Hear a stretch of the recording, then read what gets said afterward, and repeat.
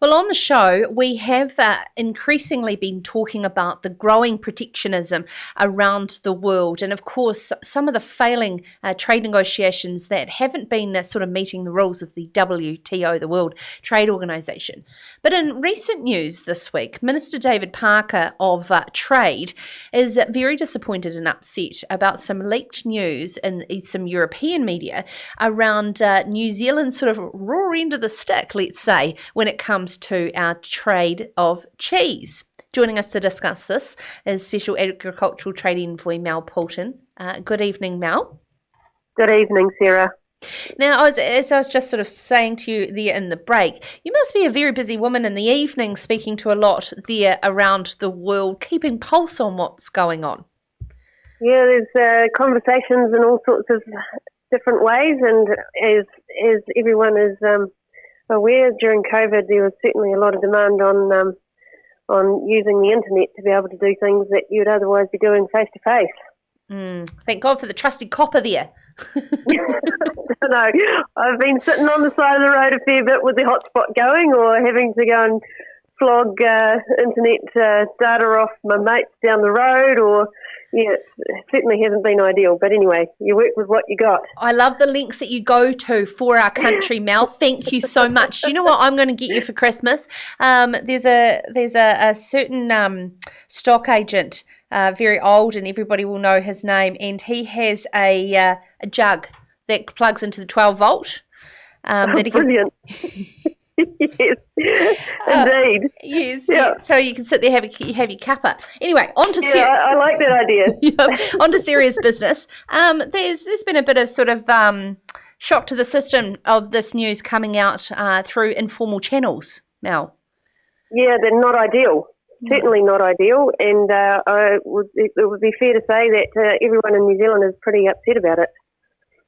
So let's talk about that news in regards to how uneven this is, and put it in perspective of, as they have in the Farmers Weekly article, cheese per citizen. Yeah. I was talking to the decans guys the other day, and they've put out some really great stats, and they were talking about how the EU is the world's largest dairy exporter, and they export more than New Zealand's total annual dairy production each year. And their domestic market for cheese is 8.85 million tonnes for 2018, and it's growing at about 132,000 tonnes per annum. And that starting offer that the EU has leaked regarding the dairy thing was around 1,500 tonnes, which equates to about 0.02 of the EU's domestic consumption.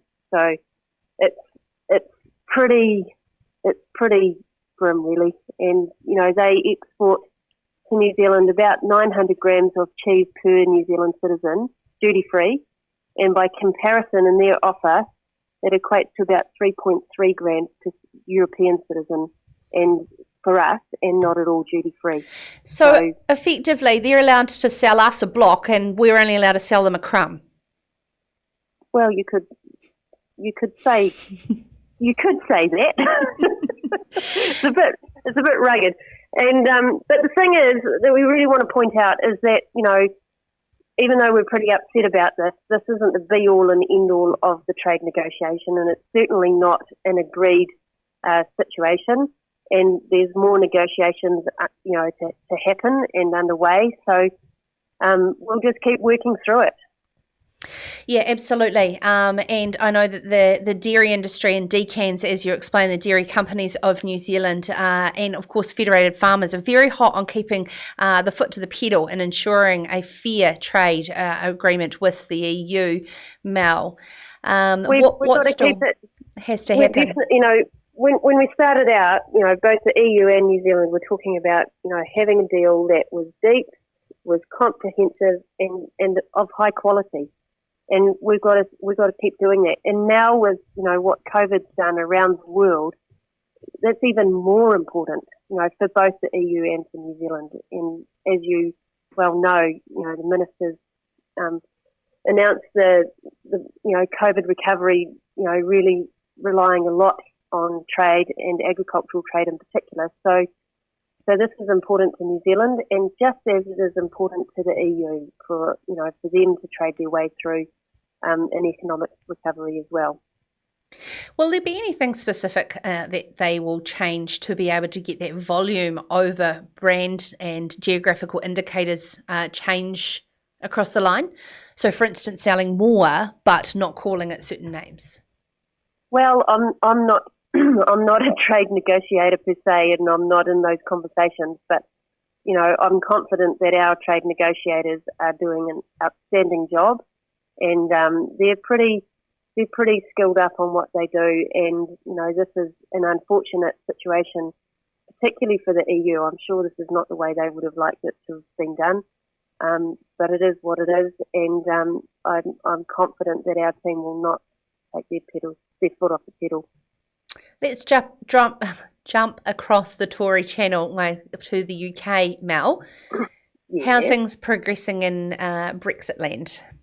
In Brexit land, they're still, they've obviously officially left the EU on 31st of January 2020, earlier this year, and they're in this transition period at the moment, which is going to run till the 31st of December this year, unless, of course, they agree to extend it. But Prime Minister Johnson hasn't ruled that out yet, so that's what they're targeting, and they're just working through all of the bits and pieces and details of how they're actually going to operate once that deadline's been reached.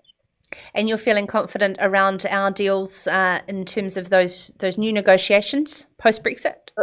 Look, the National Farmers Union in the UK, along with their trade ministers and government, have all talked about the need for trade as being important, and their trade ministers also talked about how they're wanting to undertake trade negotiations with New Zealand, and so we're ready, and they've got to work through a little bit of the finer details around their the Brexit relationship with the EU, and we will do our darndest to get a really good deal for New Zealand in that space too.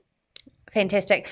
Mel, I just want to throw you one just to close. We're talking about gratitude and what we should be grateful for farming and food and fibre at the bottom of the world.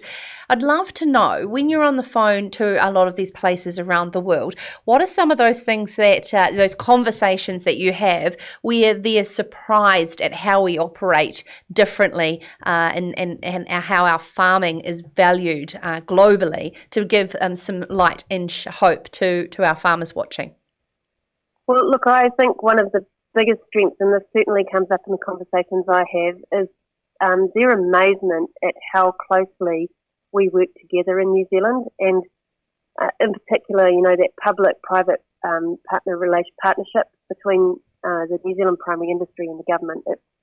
It's pretty important how we work together, and one of the key ones that really blew them away when Mike Peterson and I were in Europe late last year is how we managed to get this public-private partnership with the Hiwaki Kanoa project, and that just amazes a lot of people. And I think some of our strengths that we've got to really leverage on is that we have a pretty easy access to our politicians. Anyone can ring them up and have a chat with them, whereas in some other countries that's not quite the same. They're a lot further removed and harder to get hold of. So I think this is a huge asset to New Zealand, and we've got to be really thankful for that. And we've got to, as with the freshwater policy that's just been sort of released, there's been a lot of indication in that the government's listened to quite a bit of that feedback, and that's a huge plus, and we've got to be thankful for that. What a great way to end. Thank you so much, Mel. Are you grateful for rain? I'm very grateful for rain. Oh my goodness. Yep, we're certainly not out of the woods yet, but we've had a bit of rain and it's made a huge difference. And with sunny days like today, even though it was a bit of a frost, I think the grass is still trying to grow, so that's very encouraging. Oh, that's fantastic to hear. Thank you so much for taking the time to join us, Mel Poulton, the Special Agricultural Trade Envoy there. This is Sarah's Country.